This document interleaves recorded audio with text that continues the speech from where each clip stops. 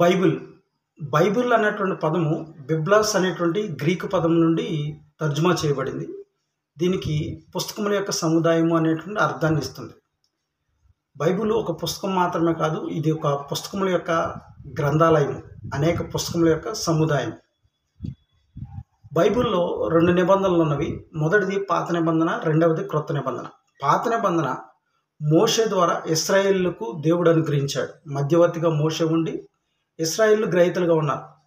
రెండవది క్రొత్త నిబంధన, క్రీస్తునందు విశ్వాసం ఉంచుతున్నటువంటి క్రైస్తువులకు క్రీస్తు వారి ద్వారా అనుగ్రహింపబడింది క్రొత్త నిబంధన.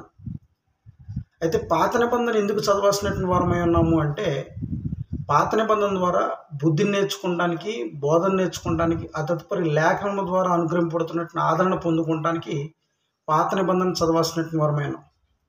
ఆ క్రమేపీ క్రొత్త నిబంధన ఎందుకు చదవాల్సినటువంటి వారమై ఉన్నాము అంటే, నేటి దినాల్లో క్రైస్తవులంగా క్రీస్తునందు దేవుడు నిశ్చయించినటువంటి సంకల్పాన్ని ఎరగడానికి, ఆ తదుపరి పాపభూయిష్ఠుడైనటువంటి మానవుడు పాపం నుండి విడుదల పొందుకుని క్రీస్తు వారి ద్వారా రక్షణ పొందుకోవడానికి, ఆ తదుపరి దేవుడు క్రీస్తునందు వాగ్దానం చేసి నిత్యజీవాన్ని పొందుకోవడానికి నేటి దినాల్లో మనం క్రొత్త నిబంధన చదవాల్సినటువంటి వారమై ఉన్నాం. దాన్ని పాటించాల్సినటువంటి వారమై ఉన్నాం. బైబిలు ఇంచుమించు సుమారు 40 మంది గ్రంథకర్తల చేత వ్రాయబడింది. ఇది వ్రాయడానికి సుమారుగా 1600 సంవత్సరాల కాలం పట్టింది. వీరందరూ కూడా ఒకే కాలానికి చెందినటువంటి వారు కాదు, ఒకే వృత్తులకు చెందినటువంటి వారు కాదు, ఒకే ప్రాంతవాసులు కాదు, ఒకే విధమైనటువంటి జీవన సంబంధమైనటువంటి పని కలిగినటువంటి వారు కాదు, విభిన్నమైనటువంటి తరగతులకు చెందినటువంటి వారు.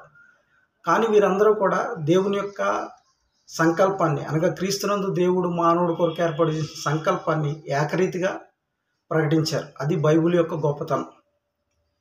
బైబిల్ యొక్క ప్రథమైనటువంటి ఉద్దేశం ఏంటంటే, దేవునికి క్రీస్తు వారి ద్వారా మహిమ కలగడానికి, రెండవది క్రీస్తునందు దేవుడు మానవుల కొరకు నిశ్చయించినటువంటి సంకల్పానుసారంగా మానవుడు విమోచించబడడానికి పరిశుద్ధ గ్రంథం అనేటువంటిది ప్రధానమైనటువంటి ఉద్దేశాన్ని కలిగి ఆ ఉద్దేశాన్ని రివీల్ చేస్తుంది అనేటువంటి వాస్తవాన్ని మనం గుర్తించాల్సినటువంటి వారమే.